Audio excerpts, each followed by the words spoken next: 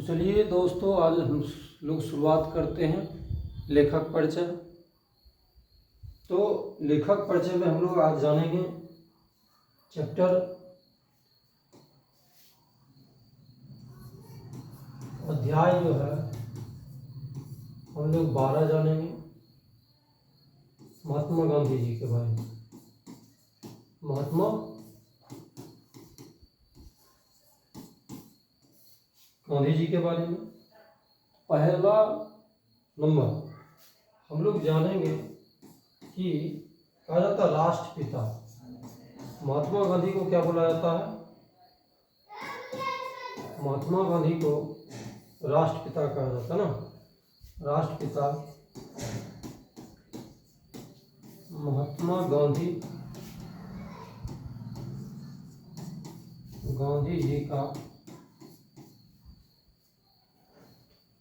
जी का जन्म 2 अक्टूबर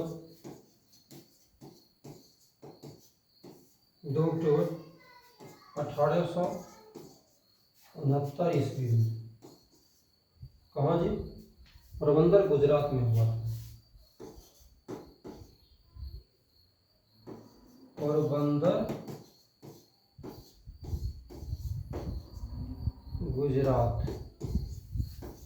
गुजरात में हुआ था। इनके बारे में हम लोग जानकारी ले लेंगे, क्योंकि ये जितना न पॉपुलर है, हर एक बच्चा को याद है, सारा चीज़ याद है ना। तो सिर्फ इनके बारे में हम लोग जानते हैं, ठीक, कि क्या इनका मतलब परिचय है ना। तो क्योंकि महात्मा गांधी जी को कौन नहीं जानता, छोटा बच्चा भी इनके बारे में जानकारी रखना बहुत ही रुचि रखता है कि हम इनके बारे में जानकारी रखें ना। तो चलिए शुरुआत करते हैं। तो कह रहा कि राष्ट्रपिता महात्मा गांधी जी का जन्म 2 अक्टूबर 1869 ईस्वी में पोरबंदर, गुजरात में हुआ था, ठीक। चलिए आगे देखते हैं। आगे देखिए, कहता उनके पिता का नाम, इसमें कन्फ्यूजन हो जाता है। इनका पिताजी का नाम क्या हो जाएगा? पिताजी का नाम हो जाएगा करमचंद गांधी। करमचंद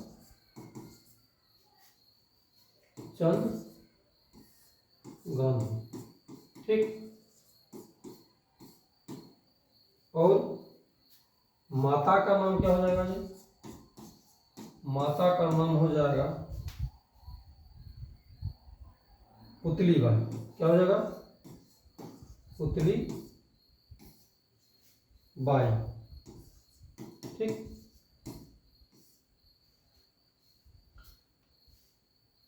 अब देखिएगा, तो इनकी प्रारंभिक शिक्षा पोरबंदर और उसके आसपास हुई। यानी कि कोई भी शिक्षा ग्रहण करता है तो आसपास में शुरुआत का जो शिक्षा ग्रहण किया जाता है वो आसपास में ही किया जाता है। इन्होंने भी आसपास में ही शिक्षा ग्रहण की। 4 दिसंबर 1888 ईस्वी में वे वकालत की पढ़ाई के लिए university college London, university London गए, ठीक। इसके बारे में जानना सिर्फ बोल दिए हैं, ठीक। 1883 ईस्वी में कम उम्र में ही उनका विवाह कस्तूरबा से हुआ। क्या किनसे हुआ जी? ये याद कर लेना। महात्मा गांधी जी का पत्नी का नाम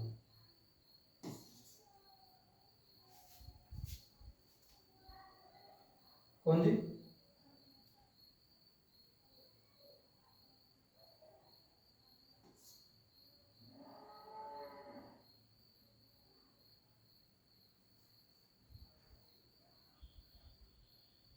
क्या जी?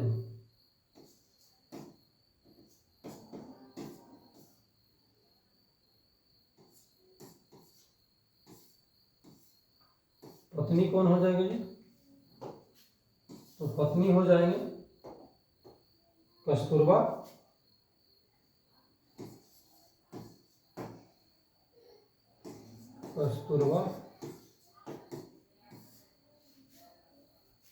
ना। इनका पत्नी जी का नाम हो गया कस्तूरबा जी ना, और माता का नाम हो गया पुतली बाई जी, और पिताजी का नाम हो गया करमचंद गांधी जी ना। जी इसलिए लगाया जाता है क्योंकि महान व्यक्ति का रिस्पेक्ट का भाव ना, सम्मान का भाव दिया जाता है, इसीलिए जी लगा दिया जाता है। ठीक, चलिए आगे देखिए कहता है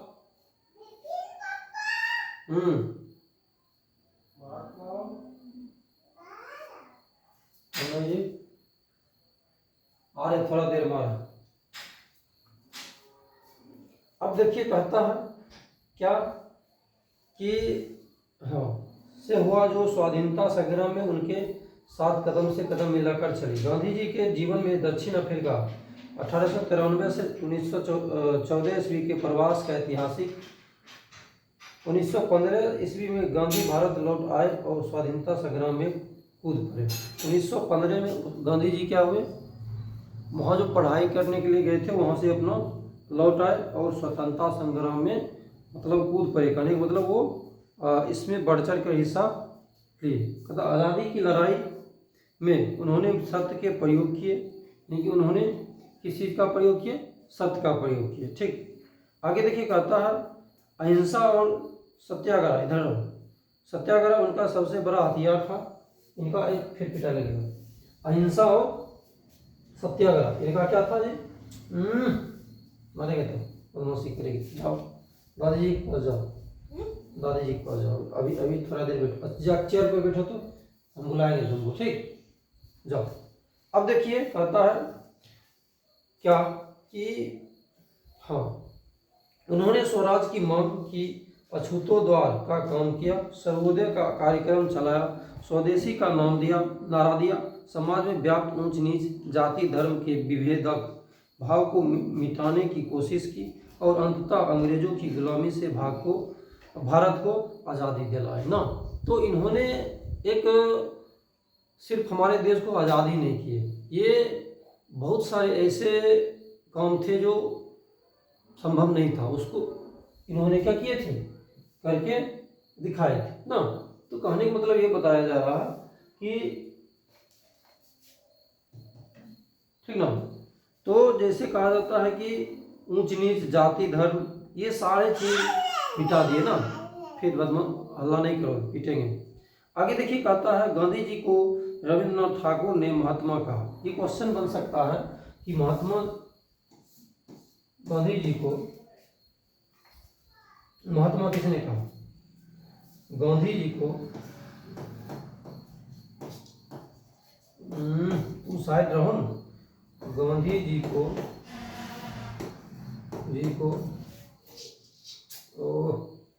मारेंगे तो मार खाएंगे। जा बैठो, जा को गांधी जी को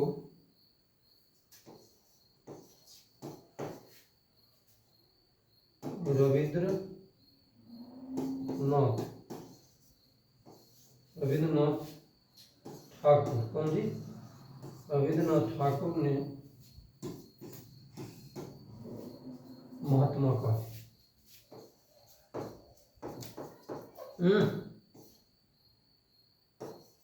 ठीक। तो इस चीज को याद रखिएगा, पूछ सकता है कि क्या करेंगे। तो जाओ बदमाशी करती है, बैठो, थोड़ा देर में बुलाएंगे तुमको। ठीक, तुम भी क्लास करना, जाओ बैठो उस पे चेयर पे। ठीक, गिर जाएगा उस पर, वहाँ चेयर पे बैठो। तो यहाँ तक समझने में किन्हीं कोई दिक्कत। आगे देखिए कहता है उन्हें बापू राष्ट्रपिता आदि कहकर कृतज्ञ राष्ट्र याद करता है। आगे देखिए गांधी जी ने हिंद स्वराज, सत्य के साथ मेरे प्रयोग आदि पुस्तकें लिखी। उन्होंने हरिजन, यंग इंडिया आदि पत्रिकाएं भी संपादित की। उनका पूरा जीवन राष्ट्र के प्रति समर्पित था। ये ऐसे व्यक्ति थे जो राष्ट्र के प्रति यानी कि देश के प्रति पूरे समर्पित थे, तब ना आज पूरे देश में इनका ही नाम चलता है। अब देखिए कहता है उन्होंने शिक्षा, संस्कृति, राजनीति तथा सामाजिक एवं आर्थिक पक्षों पर खूब लिखा और उनके प्रयोग के द्वारा भारतवर्ष को फिर से एक उन्नत एवं गौरवशाली राष्ट्र बनाने की कोशिश की। 30 जनवरी 1948 ईस्वी में नई दिल्ली में एक सिरफिरे ने उनकी हत्या कर दी। अब इनका हमको क्या याद करना है, इनका याद करना हमको, कब मृत्यु हुआ। मृत्यु जो है 30 जनवरी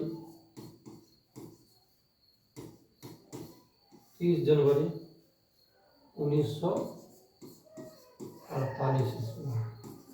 इसका क्या हो गया, इनका क्या हो गया, मृत्यु हो गया।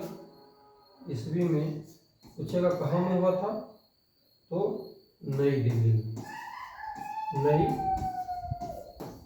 दिल्ली में इनका क्या हो गया, मृत्यु हो गई। ठीक, आगे देखिए, कहता है गांधी जी की स्मृति में पूरा राष्ट्र 2 अक्टूबर को उनकी जयंती मनाता है। अंतर्राष्ट्रीय स्तर पर उनके जन्म दिवस को अहिंसा दिवस के रूप में मनाया जाता है। शिक्षा और संस्कृति जैसे विषय पर यहाँ हरिजन यंग इंडिया जैसे ऐतिहासिक पत्रों के अग्रलेखों से संकलित संपादित राष्ट्रपिता महात्मा गांधी के विचार प्रस्तुत है। इस पाठ में उनके क्रांतिकारी शिक्षा दर्शन के अनुभव, वास्तविक जीवन में उपयोगी व्यवहारिक दृष्टिकोण और विचार है, जिनके बल पर आत्मा, बुद्धि, मानस एवं शरीर के संतुलित परिष्कार के साथ मनुष्य के नैतिक विकास के लिए जरूरी प्रेरणाएं हैं। गांधी जी की शिक्षा और संस्कृति की परिकल्पना निरी सैद्धांतिक नहीं है, वह जटिल और पुस्तकीय भी नहीं है, बल्कि हमारे साधारण दैनंदिन जीवन व्यवहार से गहरे अर्थों में जुड़ी हुई है। ये इनका जीवन परिचय हुआ। तो इस तरह से अध्याय 12 का लेखक परिचय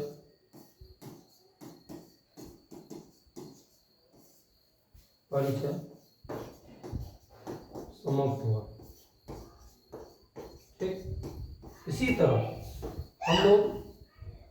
हम लोग अनेक प्रकार के, मतलब जितने भी चैप्टर वाइज लेखक परिचय जानेंगे, ताकि आप लोगों को ऑब्जेक्टिव में 100% 2 या 3 नंबर फिक्स हो जाएगा कि आपको छूट नहीं सकता है तो नहीं सकता है। तो आप लोग इस मेहनत को थोड़ा वैल्यू ये दीजिए। वैल्यू मीन्स आप लोग क्या कीजिए, आप लोग से इतना ही मांगते वैल्यू कि आप इस वीडियो को क्या कीजिए, लाइक कीजिए, शेयर कीजिए और सब्सक्राइब कीजिए, ताकि सभी बच्चे को इस वीडियो को फ़ायदा मिल सके। थैंक यू, धन्यवाद।